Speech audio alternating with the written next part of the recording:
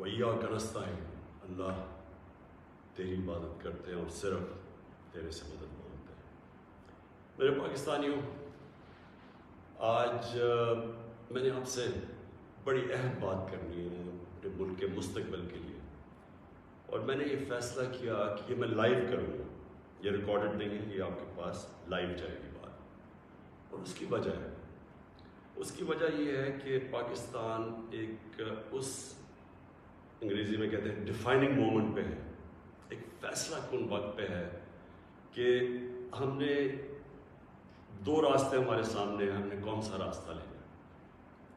لیکن میں چاہتا ہوں کہ اس سے پہلے یہ میں جو اپنی آپ سے دل کی آج باتیں کروں گا، اس سے پہلے میں صرف اپنی قوم کو بتانا چاہتا ہوں کہ میری طرح کا آدمی پولیٹکس میں آیا کیوں۔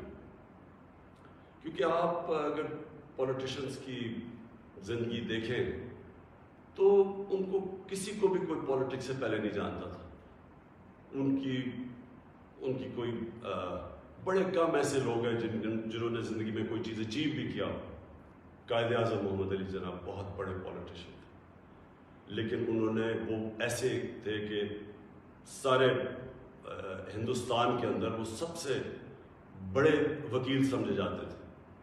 تو ایک وہ یعنی ان کی حیثیت تھی پولیٹکس پہ آنے سے پہلے۔ لیکن آپ زیادہ تر لوگوں کو دیکھیں تو پولیٹکس پہ تو سے پہلے کوئی ان کا نام بھی نہیں جانتا تھا۔ تو میں تو وہ ایک خوش قسمت انسان ہوں، اللہ کا خاص شکر ادا کرتا ہوں کہ مجھے تو اس نے سب کچھ دے دیا تھا۔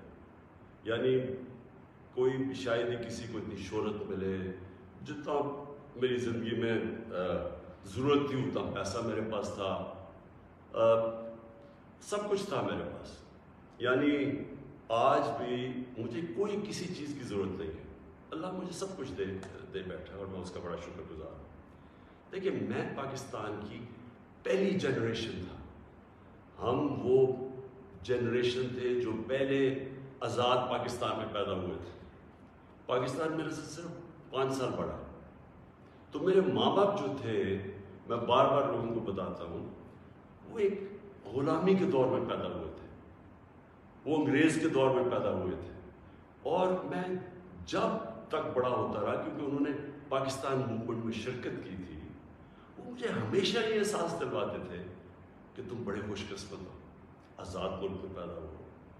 تمہیں نہیں پتا کہ جو بھی آپ کر لیں غلامی کیا ہوتی ہے، کیونکہ ایک سطح سے اوپر آپ جا ہی نہیں سکتے، کیونکہ اس کے اوپر آپ کے حکمران بیٹھے ہوئے تھے۔ تو ایک بڑا جو بھی خوددار لوگ تھے ان کو بڑا برا لگتا تھا یہ جو انگریز کی غلامی تھی۔ تو ہم بڑے ہوئے، میرے بہنیں اور میں، ہمیں یاد ہے کہ بچپن سے یہ بتایا گیا۔ تو جو یہ خودداری ہے نا، یہ ایک آزاد قوم کی نشانی ہوتی ہے۔ اور جب میں نے پولیٹکس شروع کیا، میں آپ کو بتاؤں پولیٹکس میں کیوں آیا تھا۔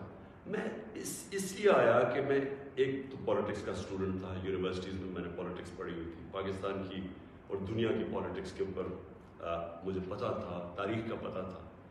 میں اس نتیجے پہ آیا کہ ہمارا ملک کبھی بھی وہ ملک بن نہیں سکتا جو خواب تھی علامہ اقبال کی، اور جو قائد اعظم جیسا لیڈر، یعنی جس طرح انہوں نے جدوجہد کی اس خواب کے لیے کہ پتہ تھا کہ انہوں نے زندہ نہیں زیادہ دیر رہنا۔ اور اگر آپ ان کی تاریخ پڑھیں کہ جس طرح انہوں نے کیس لڑا پاکستان کا بیماری کی حالات میں، تو یہ ہمارے یہ فاؤنڈنگ فادرز تھے۔ تو جو پاکستان کا مقصد تھا وہ تو ایک بڑا عظیم مقصد تھا کہ ہم نے ایک اسلامی فلاحی ریاست بننا تھا۔ یہ ہماری قرارداد پاکستان میں یہ لکھا ہوا ہے ہمارے فاؤنڈنگ فادرز کا کہ ہم نے ایک، جب ہم کہتے ہیں اسلامی فلاحی ریاست تو یہ سیدھا چلا جاتا ہے مدینہ کی ریاست میں، کیونکہ ہمیشہ مسلمان اس کو ماڈل سمجھتا ہے اپنا۔ جو سنہری دور اسلام کا ہے وہ مدینہ کی ریاست تھی۔ تو جب میں نے 25 سال پہلے پولیٹکس شروع کی تو میں نے اپنی جو ہمارے مینیفیسٹو تھے اس پہ 3 چیزیں رکھی: انصاف، اور انصاف پھر میں کوالیفائی کر دوں، انصاف ہوتا یہ ہے کہ طاقتور اور کمزور کے لیے ایک قانون ہوتا ہے، اور جو نبی صلی اللہ علیہ وسلم نے کہا تھا کہ تمہارے سے پہلے بڑی قومیں تباہ ہوئیں، جدھر طاقتور چوری کرے تو اس کو سزا نہ ملے اور صرف کمزور چور، چھوٹا چور جیل میں جائے. انہوں نے کہا قومیں تباہ ہو جاتی ہیں.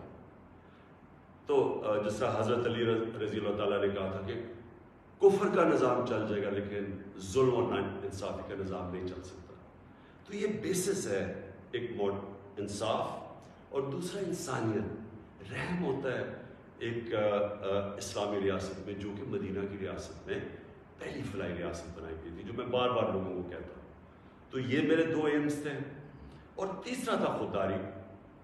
ایک مسلمان قوم غلام قوم نہیں بن سکتی. جس قوم کا نعرہ تھا پاکستان کا مطلب کیا، لا الہ الا اللہ. لا الہ الا اللہ کا تو مطلب ہی ہے کہ سوائے اللہ کے آپ کسی کے سامنے نہیں جھکتے. وہ شرک ہے. سب سے بری چیز اللہ کو لگتی ہے کہ جب آپ کسی کو بھی اللہ کی جگہ پہ رکھتے ہیں. تو یہ غلامی جو ہوتی ہے، یہ جب آپ کسی کی بھی پیسے کی غلامی، خوف کی غلامی، یہ سب شرک ہے. کیونکہ لا الہ الا اللہ انسان کو آزاد کرتا ہے. یہ 3 تھے میرے آج سے 25 سال پہلے. آپ دیکھیں کہ میں مینیفیسٹو میں یہ 3 چیزیں لکھی. مجھے لوگ کہتے ہیں عمران صاحب آپ اسلام کا نام استعمال کرتے ہیں. میں اگر میرے میں اللہ ایمان نہ ڈالتا، میں پولیٹکس میں کیوں آتا؟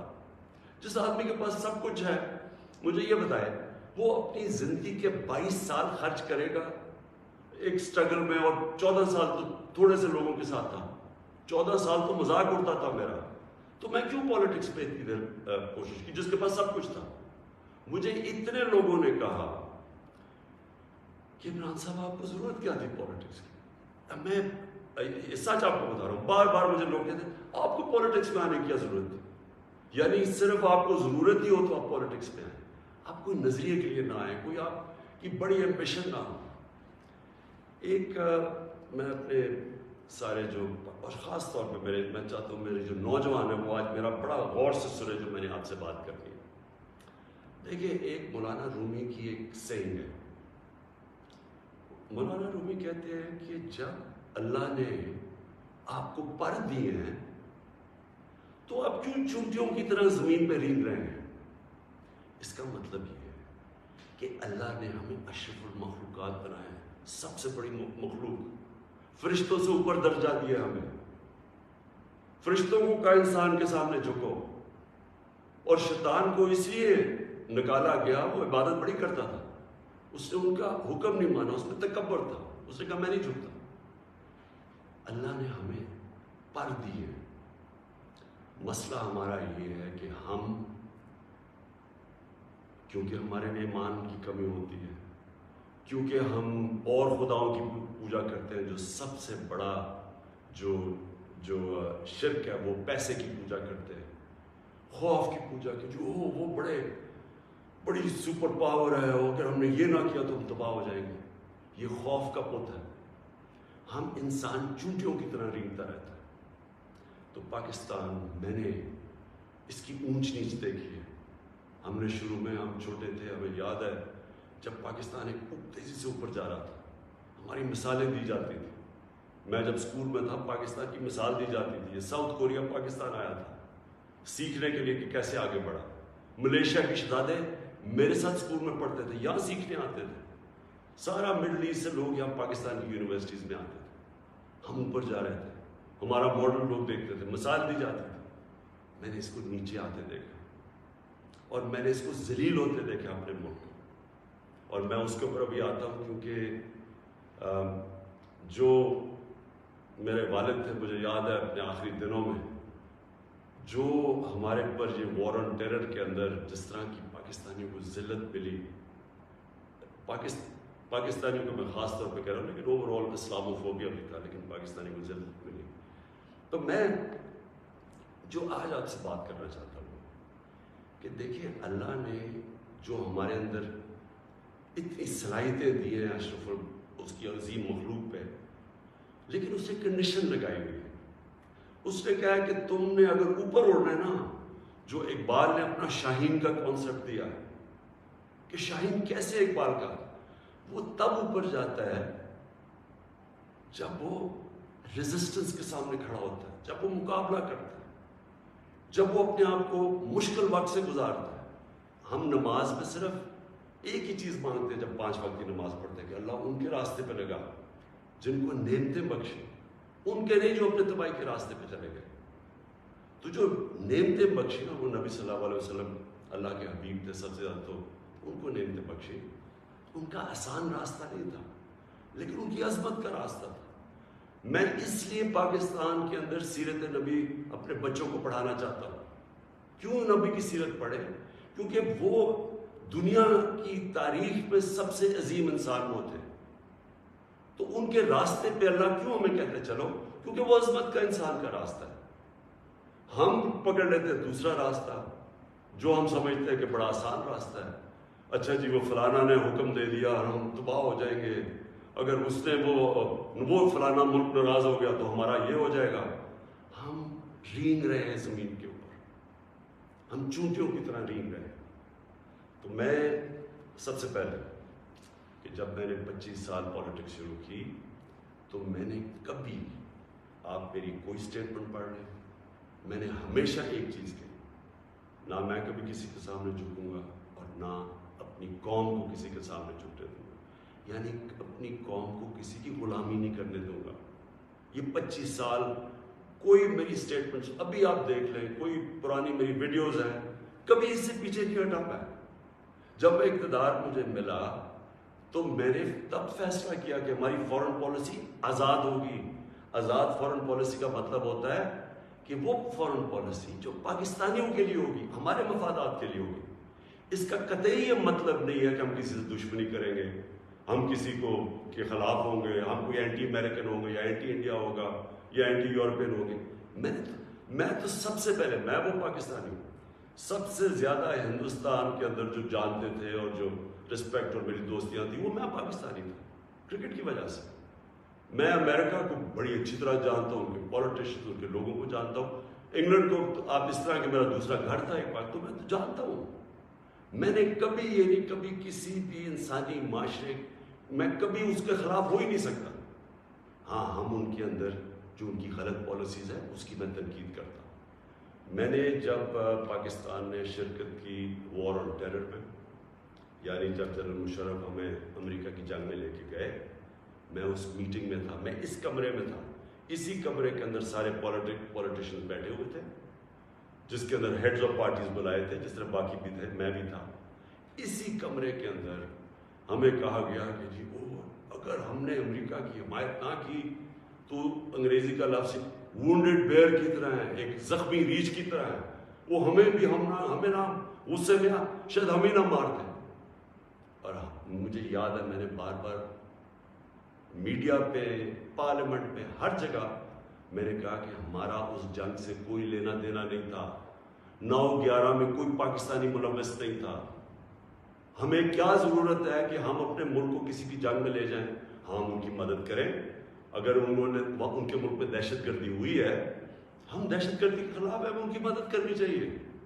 لیکن کیا اس کا مطلب یہ ہے کہ ہم پاکستانیوں کو قربان کر دیں کسی کی جنگ میں؟ اور پھر ہم نے غلطی کیا کی؟ سب سے بڑی جو جنرل مشرف نے غلطی کی، 80 کی دہائی میں ہم نے پاکستان فرنٹ لائن اسٹیٹ بن گیا جی کہ ہم امریکہ کے حمایتی ہیں، ہم اس کے ایلائے ہیں، ہم سوویت یونین کے خلاف جہاد لڑ رہے ہیں. اور ساری جہاد پاکستان کے قبائلی علاقے سے لڑی گئی، اور تو باہر سے لوگ ہم نے بلائے اور ہم نے ان کو ٹرین کیا اور یہاں سے مجاہدین گروپس گئے. ہم نے ان کی پوری حمایت کی، ان کو بتایا کہ فورن آکوپیشن، کیونکہ ہم اس لیے لڑ رہے ہیں کہ افغانستان کے اوپر فورن آکوپیشن ہے، اس لیے ہم لڑ رہے ہیں جہاد. اور سارے ہمیں بتایا گیا کہ کتنا بڑا پاکستان بڑا رول پلے کر رہا ہے. جیسے ہی وہ جہاد ختم ہوتی ہے، سوویت یونین ہارتا ہے، امریکہ یہاں سے چلا جاتا ہے، سوویت یونین ادھر چلا جاتا ہے، اور 2 سال کے بعد وہی امریکہ جو ہمارا دوست تھا، جس کے لیے جو ہم اکٹھے جنگ لڑ رہے تھے، وہ ہمارے اوپر سینکشن لگا دیتا ہے، پریسلر سینکشنز. 9/11 آ جاتا ہے. پاکستان کی، پھر امریکہ کی ضرورت پڑ جاتی ہے. یہ جو ابھی میں نے آپ کو کہا کہ اسی کمرے کے اندر فیصلہ ہو رہا ہے کہ جی ہم امریکہ کی ہمیں حمایت کرنی چاہیے. ہم نے کہا کہ ہاں ٹھیک ہے، حمایت یہاں تک ٹھیک ہے کہ ہم سارے دہشت گردی کے خلاف ہیں، ان کے خلاف ایکشن لیں، لیکن جو حمایت ہم نے کی، جو پاکستانیوں کی جانوں کی قربانی دی گئی، کسی اور امریکہ کے ایلائی نے اس طرح کی قربانیاں نہیں دی. کوئی نیٹو بھی امریکہ کے ساتھ تھا، کوئی ایک ملک بتائے جو 80,000 اپنے لوگ مروا لیں، جس کا سارا قبائلی علاقہ. اور میں یہ آج پھر سے کہنا چاہتا ہوں، دیکھیں میں قبائلی علاقے کو باقیوں سے بہتر جانتا ہوں. میں نے وہ سارا قبائلی علاقہ پھرا ہوا ہے، میں نے کتاب لکھی ہوئی، میں اس کی تاریخ جانتا ہوں. قبائلی علاقہ پاکستان میں سب سے پرامن علاقہ تھا. وہاں کرائم ہوتی نہیں تھی، کوئی ان کے ریکارڈ میں، یعنی ہمیشہ سے وہ کرائم فری ایریا تھا. جو قبائلی علاقے کے لوگوں سے ہوا ہماری اس جنگ میں شرکت کرنے سے، آپ اندازہ نہیں لگا سکتے کہ وہ لوگوں کے اوپر، بیچاروں کے اوپر کیا گزری. وہاں لوگ مارے گئے، وہ ادھر سے لوگ کھڑے ہو گئے جن لوگوں کو، اب سوچے ہم لوگوں کو کہہ رہے ہیں کہ جہاد کرنا، اگر باہر سے آکوپیشن ہو وہ سب سے عظیم چیز ہے، اور اب امریکن جب ہم پہنچ گئے تو ہم نے کہا نہیں آپ دہشت گردی ہے. اب ظاہر ہے وہ لوگوں کو آپ 10 سال میں ایک طرف سے دوسری طرف تو نہیں لے جا سکتے تھے. وہ انسان تھے، ان کو ہم نے یہ بتایا ہوا تھا کہ یہ جہاد ہے.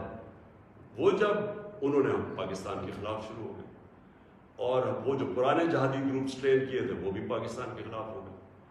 تو اس سے انہوں نے ہمیں کہا کہ ہم کولیبریٹرز ہیں امریکہ کے. جہاں جو پاکستان میں خود کش حملے ہوئے، جو قبائلی علاقہ اجڑا گیا، جو یہاں میں پتہ نہیں کتنے ہسپتالوں میں گیا، میں تو جو لوگ بچ گئے تھے، کسی کی ٹانگیں نہیں ہیں، کوئی چل نہیں سکتا، کسی آنکھیں نہیں ہیں، ہاتھ اڑے ہوئے ہیں. تو اس ساری جو ہم نے جب اس کی اتنی زیادہ قربانیاں دی اپنے ملک کی، اس کا کوئی کریڈٹ ملا پاکستان کو؟ کیا کسی نے کہا کہ آپ نے بڑا زبردست کام کیا، شکریہ پاکستان؟ یہ نہیں ہوا. وہاں سے آوازیں آنی شروع ہو گئیں. افغانستان کی، یہ افغانستان آزاد ہونے سے پہلے کی بات کر رہا ہوں، کہ جی پاکستان کی دوگلی پالیسی کی وجہ سے وہ نہیں جیت سکتا. یہاں ہمارے لوگوں کو بار بار کہا گیا کہ ڈو مور، کہ ابھی آپ نے اور نہیں کیا. ڈرون اٹیکس ہوئے، ڈرون اٹیکس پہ جتنے بے قصور لوگ مارے گئے. مجھے یاد ہے میں گیا وہاں باجوڑ میں ڈرون اٹیک ہوا، 80 مدرسے کے بچے مار دیے. شادیوں کے اوپر ڈرون اٹیک ہو رہا ہے. تو پاکستان کس عذاب سے گزرا؟ کہ میں بیک گراؤنڈ اس لیے دے رہا ہوں کیونکہ آپ کو پتا ہونا چاہیے کہ میری آج پالیسی کیا ہے. کیا جو تنقید ہو رہی ہے کہ جی عمران خان، یہ جو ہمیں ڈاکیومنٹ ملی ہے، پہلے میں بیک گراؤنڈ آپ کو بتا دوں کہ یہ سارے وقت میں اس کی مخالفت کرتا رہا. آپ مجھے طالبان خان انہوں نے کہا، جب میں یہ کہتا تھا کہ یہ پاکستان کی جنگ نہیں ہے اور یہ جو ہو رہا ہے یہ ظلم ہو رہا ہے، یہ جو ڈرون اٹیکس کے خلاف میں نے مظاہرے کیے، واحد پولیٹیشین تھا، میں نے دھرنے دیے ڈرون اٹیکس کے خلاف. میں نے وزیرستان مارچ کی، باہر سے ہیومن رائٹس امریکہ سے آرگنائزیشن آئی، انہوں نے میرے ساتھ حمایت کی. ایک کلائیو اسٹیٹٹ اسمتھ تھا وکیل، اس نے میرے ساتھ آ کے حمایت کی کہ یہ اتنا بڑا ظلم ہے. کوئی ہمارے سینئر پولیٹیشین لیڈرز نے کوئی بات نہیں کی. ڈرے ہوئے، خوف زدہ، کہ امریکہ نہ ناراض ہو جائے. کون سے قانون میں یہ لکھا ہوا ہے کہ آپ کا اپنا جس کے لیے آپ جنگ لڑ رہے ہیں وہی آپ کے ملک میں آئے، ڈرون اٹیک کرے، جج جوری ایکزیکیوشنر یعنی وہی فیصلہ کرے کون دہشت گرد ہے، اس کو مار دے، کوئی پتہ نہ تحقیق ہو کہ جی کوئی بے قصور آدمی تھا یا واقعی دہشت گرد ہے. ہماری حکومتوں نے پوری طرح اس جرم میں شرکت کی، اور جو وہاں کے جن کے رشتہ دار مرتے تھے، جن کے کوئی بے قصور لوگ، عورتیں، بیوی، گھر مرتے تھے، وہ ہمارے اوپر پھر حملے کرتے تھے. وہ ہمیں سمجھتے تھے کہ ہم ان کی مدد کر رہے ہیں جو کہ ان کے اوپر ظلم کر رہے ہیں. تو لہٰذا ہر طرف پاکستانیوں نے سفر کیا. تو میں جب حکومت ملی تو میں نے پہلے دن سے یہ کہا کہ پاکستان کی فارن پالیسی پاکستان کے لوگوں کے لیے ہوگی. ہم کوئی ایسی فارن پالیسی نہیں بنائیں گے جو کہ کسی اور کی تو بہتری ہو لیکن ہمارے ملک کو نقصان پہنچے.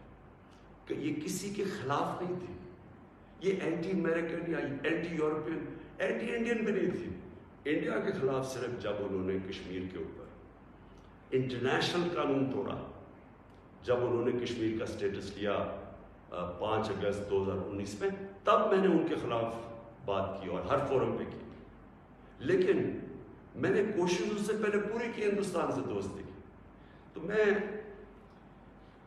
آج جو آپ کے پاس یہ ساری بات کرنے کے لیے اس لیے آیا ہوں کہ ابھی ہمیں 8 مارچ کو یا اس سے پہلے 7 مارچ کو ہمیں ایک امریکہ نے باہر سے ملک میں نام مطلب میرا کہ کسی اور باہر سے ملک سے ہمیں میسج آتی ہے, اور میں اس لیے آپ کے سامنے یہ میسج کی بات کرنا چاہتا ہوں اور میں اس لیے لائیو بھی کر رہا ہوں کہ یہ ایک کسی آزاد ملک کے لیے جس طرح کی ہمیں میسج آئی ہے, یہ ہے تو پرائم منسٹر کے خلاف ہی سر, لیکن یہ ہماری قوم کے خلاف ہے.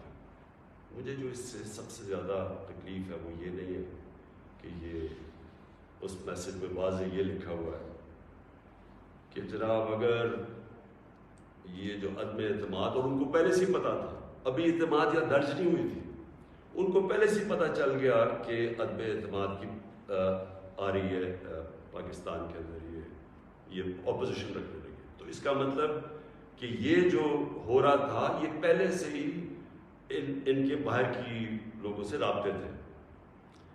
اچھا, اس پہ پھر مزیدار چیز یہ ہے کہ وہ یہ پاکستان کی قیادت یا پاکستان کی گورنمنٹ کے خلاف نہیں ہے, وہ صرف عمران خان کے لیے.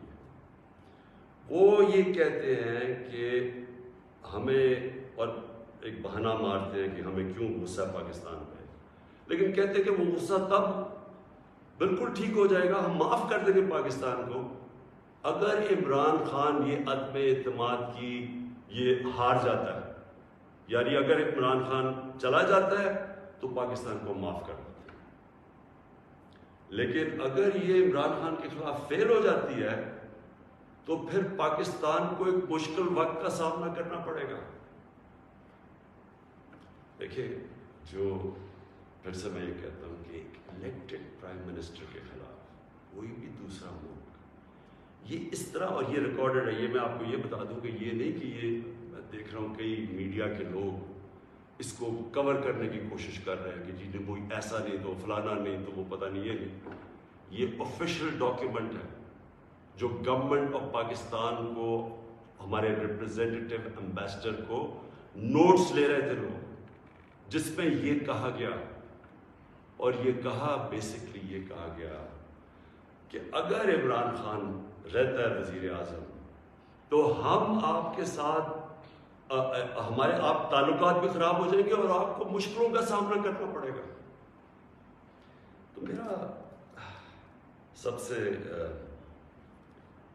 اپنی قوم سے آج یہ سوال ہے کہ کیا یہ ہماری حیثیت ہے, 22 کروڑ کی ہم قوم ہے, کہ ہمیں ایک کوئی باہر کا ملک, اور کوئی وجہ بھی نہیں بتا رہا, کوئی اس پہ کوئی وجہ نہیں, بس یہ کوئی ایک چیز بتا دی کہ جی وہ عمران خان نے اکیلا کو فیصلہ کیا ہے روس جانے کا, حالانکہ جب رشیا جانے کا فیصلہ تھا اس کے اندر ہماری ساری فارن آفس کی پوری مشاورت تھی, ہماری ساری عسکری قیادت کی مشاورت پوری تھی. میں نے بلکہ فارن سیکرٹریز کو اسی کمرے میں بلایا جو پرانے ریٹائرڈ تھے, ان سے ہم مشاورت کر کے گئے. لیکن اس کے اندر لکھا ہوا کہ نہیں, صرف وہ ہمارا امبیسڈر ان کو بتا رہا ہے کہ نہیں یہ مشاورت سے, اس نے کہا نہیں یہ صرف عمران خان کی وجہ سے گئے. اور پھر انہوں نے یہ جو باقی لکھا کہ اگر جب تک وہ ہے تو ہمارے تعلقات اچھے نہیں ہو سکتے. اب میرا سوال یہ ہے کہ وہ اصل میں یہ کہہ رہے ہیں کہ یہ جب جائے گا تو جو باقی جو آئیں گے واپس, جو دوسرے عمران خان کی جگہ آئیں گے, ان سے ہمیں کوئی مسئلہ نہیں ہے. تو میں اصل اپنی قوم کے سامنے یہ چیز رکھنا چاہتا ہوں.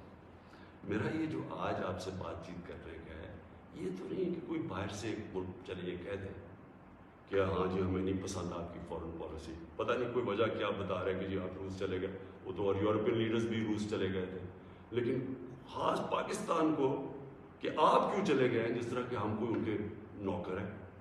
لیکن جو اس میں سب سے ڈسٹربنگ چیز کیا ہے کہ ان کے رابطے ان لوگوں سے ہیں جن کے ذریعے یہ ساری سازش ہوئی ہے، جو یہاں بیٹھے ہوئے ہیں. اور یہاں کون بیٹھے ہوئے ہیں؟ 3 اسٹوجز. اسٹوجز کا مطلب ہوتا ہے جو کہ بڑے وفادار غلام ہوتے ہیں.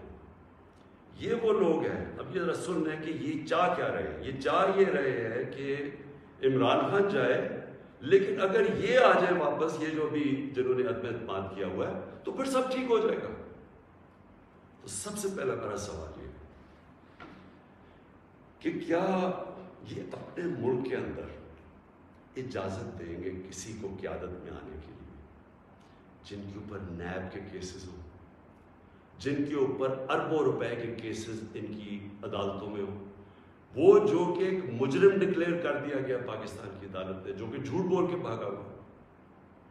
کیا وہ ان لوگوں کو جن کے اوپر باہر ان کے ملکوں میں باہر کے مضمون لکھے ہوئے ان کی چوری کے اوپر، کرپشن کا، BBC کی 2 ڈاکیومنٹریز آئی ہوئی ہیں ان کی چوری کے اوپر، کیا اپنے ملک میں اس طرح کے لوگوں کو ایک قیادت پہ آنے دیں گے؟ اور اگر اپنے ملک میں اتنی سی جھوٹ بولنے پہ یہ نکال دیتے ہیں ایک پرائم منسٹر کو، ہیرلڈ میک ملن تھا، جھوٹ بولنے پہ اس کو نکال دیا. چھوٹی چھوٹی چیزوں کے اوپر وہ اتنا اپنے لوگوں کا ان کا جو اخلاقی معیار ہے وہ اس سطح پہ ہے، چھوٹی سی چیز پہ وہ نکال دیتے ہیں. تو ہمارے ملک میں جو کہ نیب میں اربوں روپے کے کیسز ان کے، اور اب یہ 30 سال سے ان کے اوپر کیسز، پہلے جو کیسز تھے وہ جنرل مشرف نے ان کو NRO دی، وہ سارے کیسز معاف کروائے. پھر یہ 10 سال میں مزید اور کیسز چڑھ گئے اربوں روپے کے. ان کو یہ کہہ رہے ہیں کہ وہ ٹھیک ہے، وہ ٹھیک ہے، لیکن عمران خان ان کو پسند نہیں ہے. مجھے جو اگلی چیز سمجھ نہیں آ رہی ہے، میں یہ اپنی قوم سے پوچھنا چاہتا ہوں کہ جب ان کو بھی پتہ ہے، کیونکہ یہ یاد رکھنا میرے پاکستانیوں کہ جب ان کی جو انٹیلیجنس ہوتی ہے وہ ساری بیک گراؤنڈ پتہ ہوتا ہے ہر کا. میرا ان کو سب پتہ ہے، ان سارے جتنے بھی پولیٹیکل لیڈرز ان کی سب بیک گراؤنڈ پتہ ہے.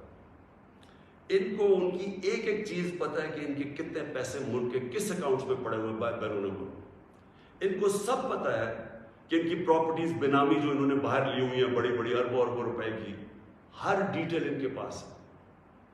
ایک ہمارا ینگ پولیٹیشین ہے، ایک کتاب ہے رون سوسکن کی دی وے آف دی ورلڈ. اس کتاب میں وہ لکھتا ہے کہ ان کی نیشنل سیکیورٹی جو تھی وہ ٹیپ کر رہی ہے، اس کی والدہ اس کو ٹیلی فون کر کے بینک اکاؤنٹس بتا رہے ہیں، یعنی ادھر تک ان کو پتا ہے. تو ہمارے یہ جو اب یہ 3 لوگ ان کو جو پسند آ گئے، ان کی کیا خاصیت ان کو پسند آئی؟ یہ کہ ان جنرل مشرف کے سالوں کے اندر 11 ڈرون اٹیک تھے. ان دونوں کے یہ بلکہ سارے یہ تینوں اکٹھے اقتدار میں تھے. ان کے 10 سال میں اس ملک میں 400 ڈرون اٹیکس ہوئے. ایک دفعہ ان کے منہ سے نہیں نکلا کہ مذمت کرتے ہیں. حامد کرزئی مجھے یاد ہے افغانستان میں جب ان کے ڈرون اٹیک یا وہاں بمباری سے افغانستان کے بے قصور لوگ مرتے تھے، وہ مذمت کرتا تھا. جدھر افغانستان میں فورن فوجیں تھی، یہاں ہم بیٹھے ہوئے ہیں 400 ڈرون اٹیکس میں ایک دفعہ کسی نے مذمت نہیں کی. اس لیے ان کو یہ سوٹ کرتے ہیں. مولانا فضل الرحمان کی ایک وکی لیکس کیا تھی کہ ایک جس طرح پینما پیپرز کا انکشاف ہوا تھا، یہ ایک انٹرنیشنل انکشاف ہوا تھا، لیک ہو گئے تھے سیکرٹ پیپرز یا ڈاکیومنٹس. تو پینما جو وکی لیکس میں وہ انکشاف ہوتا ہے کہ جو پاکستان کے اندر امریکی ایمبیسڈر تھی این پیٹرسن، اس کو مولانا فضل الرحمان، مولانا نہیں، فضل الرحمان، اس کو فضل الرحمان کہتا ہے کہ مجھے موقع دے دے، میں بھی وہی خدمت کروں گا جو باقی آپ کی خدمت کرتے ہیں. یہ وکی لیکس میں تھا. نواز شریف کا برکا دت کی کتاب میں ہے کہ وہ نیپال کے اندر نریندر مودی سے چھپ چھپ کے مل رہا تھا اپنی فوج سے بچنے کے لیے. ڈان لیکس میں کیا تھا؟ ہندوستان کو میسیجنگ ہو رہی تھی کہ جناب میں فوج کے ساتھ، اگر فوج یہ کر رہی تو فوج کر کے میں نہیں کر رہا. یہ سوچیں کہ کبھی آپ سوچ سکتے ہیں کہ میرے آرمی چیف کو، جنرل باجوہ کو کوئی باہر کی قوت کہے کہ جی دہشت گرد ہے، اور میں چپ کر کے بیٹھا رہا اور وہ میری تعریف کرے اور اس کو برا بھلا کرے. جنرل راحیل شریف کو نریندر مودی دہشت گرد کہہ رہا تھا، دہشت گرد کا چیف، اور نواز شریف سے دوستی تھی اور شادیوں پہ انویٹیشن تھی. یہ ان لوگوں کو یہ چاہتے ہیں. آصف زرداری کا باب وڈورڈ کی کتاب کے اندر ہے کہ ان کے سی آئی اے چیف جب ان سے کہتا ہے، وہ کولیٹرل ڈیمیج کی بات کی، کولیٹرل ڈیمیج کا مطلب کہ جب بم گرتا ہے تو بے قصور لوگ مارے جاتے ہیں، تو اس کو کہتا ہے کہ فکر نہ کرے اگر ڈرون اٹیک میں بے قصور لوگ مارے جاتے ہیں مجھے نہیں فرق پڑتا.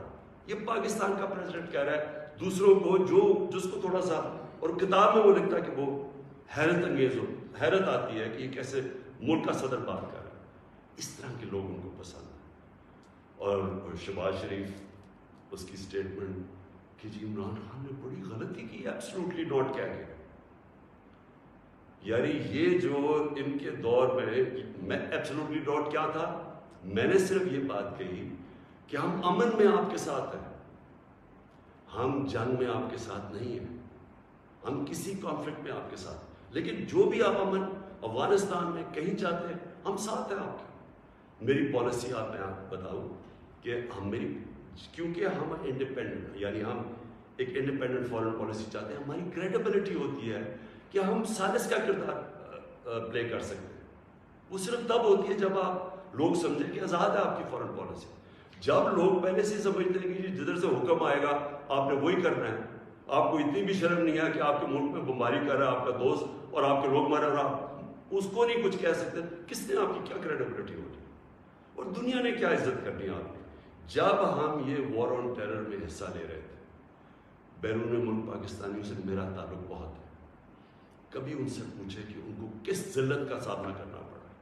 ایئرپورٹس کے اوپر ان سے کیا ہوتا تھا، پکڑ پکڑ کے ان کو ڈیٹین کر دیتے تھے، عام بے قصور لوگوں کو پکڑ کے پاکستانی کو جیل میں ڈال دیتے تھے باہر کے ملکوں، جبکہ یہاں وہ ان کے لیے جنگ لڑ رہے ہیں، باہر پاکستانی دشمن بنے ہوئے ہیں. کبھی کسی سے پوچھے کہ ان بیچاروں سے کیا، کتنے پاکستانیوں کو جیلوں میں ڈالا گیا، کسی نے کوئی بات کی، کسی نے ان کے لیے سٹینڈ لیا. تو میں جب یہ میں کسی کے اگینسٹ نہیں بات کرتا، میں صرف یہ کہتا ہوں کہ میری جو سب سے بڑی ذمہ داری ہے وہ میرے 22 کروڑ لوگ ہیں، میں ان کے لیے فارن پالیسی بناؤں گا. تو یہ جو شہباز شریف کہتے ہیں ایبسلوٹلی ناٹ، میں نے نہیں کہنا تھا، کیونکہ آپ کا تو پاور میں آنے میں مقصد ہی کچھ اور ہے. آپ نے کب پاکستانیوں کے لیے سٹینڈ لیا؟ بتائیں کتنی دفعہ یہ جب بمباری ہو رہی تھی آپ کے منہ سے آواز نکلی، اور آپ کے بھائی صاحب کبھی بات کر ہی نہیں سکتے جب، کیونکہ آپ کے سارے جو اربوں روپے سب پتہ ہے ان کو کدھر پڑے ہوئے. اور دوسری چیز یہ کہا کہ جی یہ جو ڈاکیومنٹ ہے یہ ٹھیک ہی نہیں ہے، اگر یہ ٹھیک ہو جاتی تو آپ ہمارے ساتھ آ جاتے ہیں. تو آج نیشنل سیکورٹی پارلیمنٹ کی کمیٹی کے اندر جب رکھی گئی، کیوں نہیں آپ نے آ کے دیکھی؟ ہم نے یہ ڈاکیومنٹ پہلے لوگوں نے کہا کہ نہیں جی یہ ٹھیک نہیں ہے، مذاق اڑایا گیا، جی جعلی ہے. پہلے میں نے کیبنٹ میں رکھی، ساری کیبنٹ کو بتایا گیا، منٹس کیبنٹس کے بنے کیونکہ سب سے ٹاپ فورم پاکستان کا وہ ہے. اس کے بعد نیشنل سیکورٹی کونسل کی میٹنگ کی، میں نے سارے اپنے سروسز چیف سب کے سامنے رکھی وہ ڈاکیومنٹ. اس کے بعد یہ پارلیمنٹ کی کمیٹی کے اندر لے کے گیا اور سینئر جرنلسٹ کو ہم کو بتایا، صرف یہ کہنے کے لیے کہ یہ کوئی ڈاکیومنٹ کوئی پبلک کو یعنی اکسانے کی بات نہیں ہے. یہ جو میں نے آپ کو بتایا اس سے زیادہ یہ خوفناک اس میں چیز ہے اس ڈاکیومنٹ کے اندر. میں اب آخری بات پہ آنے لگا، اور وہ یہ ہے کہ ہماری اب سنڈے کو ووٹ دی جائے گی. اس سنڈے کو اس ملک کا فیصلہ ہونے لگا کہ یہ ملک کس طرف اب جائے گا. کیا وہی غلامانہ پالیسی، کرپٹ لوگ جن کے اوپر 30 سال سے کرپشن کے کیسز ہیں، نیب بینک کے کیسز پڑے ہیں. بدقسمتی سے کوئی اور ملک ہوتا جس کے اندر یہ انصاف کا نظام زیادہ طاقتور کو قانون کے نیچے لانے جن کی صلاحیت ہے، اور جو بھی خوشحال ملک ہیں دنیا میں، جو بھی جن ملکوں کے اندر غربت نہیں ہے، خوشحالی ہے، جو پروگریس کر چکے ہیں، ترقی یافتہ ملک ہیں، ان سارے ملکوں کی ایک چیز آپ کو کامن ملے گی کہ طاقتور مجرم کو ان کی صلاحیت ہوتی ہے قانون کے نیچے لانے کی. ہمارا ابھی تک انصاف کے نظام میں وہ صلاحیت نہیں ہے. یہ ہماری بڑی بدقسمتی ہے کہ اربوں روپے کے ان کے پاس کیسز ہیں، کچھ نہیں ہو رہا. تو کیا قوم ان کو پھر جو 30 سال سے کہہ رہے ہیں، اچھا کہہ رہے ہیں جی عمران خان نے ملک بڑا خراب، آج کیوں یہ سارا کر رہے ہیں ڈرامہ عمران خان نے ملک خراب کر دیا. عمران خان تو ابھی 3.5 سال ہوئے، 30 سال سے تو آپ باریاں لے رہے ہیں اس ملک کے اوپر. تو یہ اگر ملک خراب تھا، یہ اگر حالات برے تھے، تو یہ کیا 3.5 سال میں ہو گئے؟ اور میں چیلنج کرتا ہوں کہ 3.5 سال میں جو ہم نے کیا ہے، کسی بھی فورم انڈیپینڈنٹ ماہرین کو آپ بٹھائے ان سے پوچھیں، میں چیلنج کرتا ہوں کہ 3.5 سال میں جو پاکستان میں ہوا کہ ان کے کسی دور میں نہیں. تو یہ جو اب سارے اکٹھے ہیں، یہ اب قوم نے فیصلہ کرنا ہے کہ کیا یہ جو ووٹ ہونی ہے سنڈے کو، اس میں کون کدھر جائے گا. مجھے لوگوں نے کسی نے کہا جی وہ عمران خان آپ ریزائن کر دیں. میں ریزائن کر دوں؟ میں جو میرے ساتھ کرکٹ کھیلتے تھے وہ ساری دنیا 20 سال جو میں کھیلی ہے، آخری گیند تک میں مقابلہ کرتا ہوں. میں کبھی ہار زندگی میں نہیں مانی. میں تو ووٹ کا جو بھی رزلٹ ہو جائے آپ دیکھیں گے کہ میں تو اس کے بعد اور زیادہ تکڑا ہو کے سامنے آؤں گا جو بھی رزلٹ ہو. لیکن میں یہ دیکھنا چاہتا ہوں اس دن، یہ میں چاہتا ہوں میری ساری قوم دیکھے کہ کون جا کے اپنے ضمیر کا سودا کرے گا. اگر کوئی یہ کسی کو کہنے کی کوشش کر رہا ہے نا کہ جی ہمیں ایک دم پتہ چلا کہ عمران خان تو یہ تو بہت ہی نااہل یا برا تھا، آپ کو ریزائن کرنا چاہیے تھا. ہم جمہوریت کے اندر لوگ ریزائن کرتے ہیں. لوگ تب نہیں کرتے کہ جب آپ دیکھیں کہ 20-25 کروڑ روپیہ آپ کو آفر ہو رہا ہے اور آپ چلے جائیں، اور وہ پیسہ جو پہلی چوری کا پیسہ جس سے خریدا جا رہا ہے لوگوں کو، ساری قوم کے سامنے یہ ہو رہا ہے. وہ جگہ بنی ہوئی ہے جدھر میریٹ کے اندر یا سندھ ہاؤس کے اندر یہ تماشا چل رہا ہے ساری قوم کے سامنے. میں تو یہ پوچھنا چاہتا ہوں کہ ہمارے نوجوانوں کو ہم آج کیا سبق دے رہے ہیں؟ ہم کیا ان کو بتا رہے ہیں کہ یہ ہمارے جو پبلک ریپرزینٹیٹیو ہیں ان کی قیمتیں لگی ہوئی ہیں؟ یہ ساری قوم کے سامنے ہو رہا ہے. یہ کچھ چھپی بات نہیں ہے. آپ الٹا بھی لٹک جائیں، کوئی یہ نہیں مانے گا کہ ان 3 لوگوں کے پاس کوئی اس لیے جا رہا ہے کہ یہ تو بڑے کوئی نظریاتی لوگ ہیں. تو کوئی نہیں ماننے لگا کہ یا اسد زرداری یا شہباز شریف، نواز شریف یا فضل الرحمانی کوئی نظریاتی لوگ ہیں. سب ان کو جانتے ہیں. صرف انہوں نے جو اپنے خلاف سٹیٹمنٹس دی ہوئی ہیں وہ 20 سال ذرا دیکھ لیں تو آپ سمجھ جائیں گے کہ یہ کوئی نظریاتی نہیں ہو رہا. یہ صرف اور صرف ضمیروں کا سودا ہو رہا ہے. یہ اپنے ملک کا سودا ہو رہا ہے. یہ اپنے ملک کی ساورنٹی کا سودا ہو رہا ہے. اور یہ جو ہوگا، میں ابھی بھی لوگوں کو یہ، کیونکہ مجھے ابھی بھی امید ہے کہ جو ہمارے لوگ اپنا سودا کر کے وہاں بیٹھے ہوئے ہیں، میں ابھی بھی آپ سے یہ کہتا ہوں کہ ہمیشہ کے لیے یہ آپ کے اوپر ایک مور لگنے لگی ہے. یہ نہ لوگوں نے آپ کو معاف کرنا ہے، نہ لوگوں نے آپ کو بھولنا ہے، نہ آپ کی اس بات کو معاف کرنا ہے بھولنا ہے، نہ جو لوگ آپ کو ہینڈل کر رہے ہیں نہ ان کو معاف کرنا ہے اور بھولنا ہے لوگوں. یہ ہمیشہ کے لیے لوگ یاد رکھیں گے کہ آپ نے اپنے ملک کا سودا کیا. ایک بیرون ملک سازش جو یہاں لوگوں کے ساتھ مل کے ایک وہ گورنمنٹ جس کی آزاد فارن پالیسی تھی اس کو گرانے کی کوشش کی گئی. یہ کوئی آپ کو معاف نہیں کرے گا. ہمارے بر صغیر کی تاریخ کیا ہے؟ میر جعفر اور میر صادق کون تھے؟ یہ وہ لوگ تھے جنہوں نے انگریزوں کے ساتھ مل کے بنگال کو غلام بنایا، انگریزوں کے ساتھ مل کے سراج الدولہ کو مروایا، اور اپنی ذاتی مفادات کے لیے اپنے قوم کو غلام بنایا، اور دوسرے نے ٹیپو سلطان کو اس سے غداری کی، انگریزوں کے ساتھ مل کے اپنی قوم کو غلام بنایا۔ یہ موجودہ آپ کے میر جعفر اور میر صادق باہر کی قوتوں کے ساتھ مل کے ایک ملک کے اندر یہ وہ چینج لے کے آ رہے ہیں جو کہ یاد رکھیں، میں پھر ریپیٹ کرتا ہوں، ساری زندگی یہ قوم آپ کو بھولنے نہیں دے گی۔ یہ وہ آپ کرنے جا رہے ہیں جو آنے والی ہماری نسلیں آپ کو معاف نہیں کریں گی۔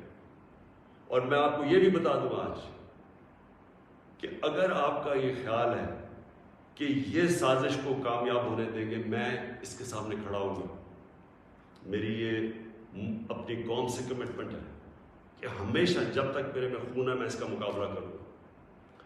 میری زندگی کو تو کوئی فرق نہیں پڑنے لگا، میں اپنے گھر میں رہتا ہوں، میں اپنے خرچے برداشت کرتا ہوں، میرا تو کوئی کیمپ آفس نہیں ہے، میرے تو آگے کوئی فیکٹریاں نہیں بنائی۔ نواز شریف نے اتنے دور میں 18 فیکٹریاں بنا لی تھی سرکاری بینکوں سے پیسے لے کر، پھر بعد میں وہ قرضے معاف کروا لیے۔ نہ میرے کوئی رشتہ دار پالیٹکس میں، میں اپنے گھر میں رہوں گا، اپنے گھر میں رہتا ہوں۔ لیکن اس قوم سے جو غداری ہو رہی ہے اور یہ جو ہونے جا رہی ہے سنڈے کو، میں یہ چاہتا ہوں کہ ایک ایک لوگوں کا، ایک ایک غدار کی آپ شکل یاد رکھنا۔ یہ جتنا بھی ہے کہ اپنے لوگوں کو بتانے کی کوشش کریں کہ جی وہ ایک دم ہمیں پتہ چلا ہے کہ یہ کیا ہوا ہے، یہ کتنا برا وقت گزرا تھا، لوگ آپ کی کوئی بات ماننے نہیں لگے۔ یہ قوم جو ہے، میں پھر سے ریپیٹ کرتا ہوں آپ کو، میں آخری بات کہنے لگا ہوں، یہ قوم نہ یہ بھولے گی، نہ آپ کو معاف کرے گی، نہ جو لوگ آپ کے پیچھے ان کو معاف کرے گی۔ اور یہ اگر آپ کا کسی کا خیال ہے کہ عمران خان چپ کر کے بیٹھ جائے گا، کسی خوش فہمی میں نہ رہے۔ میرے پہ اللہ نے مقابلہ کرنے کی صلاحیت دی ہے، ساری زندگی میں نے مقابلہ کیا ہے۔ میں کوئی وہ آدمی نہیں جس نے بیٹھے بیٹھے کسی نے پرچی دکھائی کہ جی مجھے تو پرچی میں پارٹی وراثت میں مل گئی ہے، یا میرا کوئی باپ کچھ تھا، یا میرا کوئی فلانا کچھ تھا، یا میں سریا لگاتے لگاتے جنرل جلانی کے گھر پہ مجھے کوئی وزارت مل گئی اور چیف منسٹر۔ میں نے سٹرگل کر کے یہاں پہنچا، مجھے سٹرگل کرنی آتی ہے، مقابلہ کرنا آتا ہے۔ میں کسی صورت اس سازش کو کامیاب نہیں ہونے دوں گا۔ پاکستان پائندہ باد۔